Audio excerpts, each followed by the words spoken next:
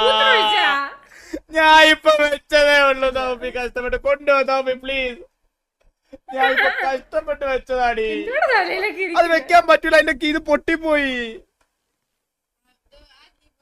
ആ കീബോർഡിൽ മിണ്ടൂല സത്യം.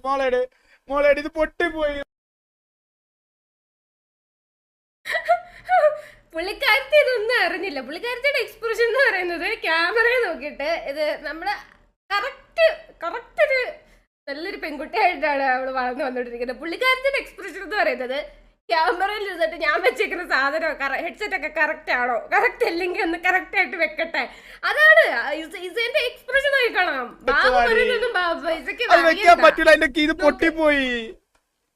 കണ്ട ആ കീബോർഡിൽ മിണ്ടൂല സത്യം. മോളേട് ഇത് പൊട്ടിപ്പോയി. പുള്ളിക്കാരത്തിയുടെ എക്സ്പ്രഷൻ അതൊക്കെയാണ്.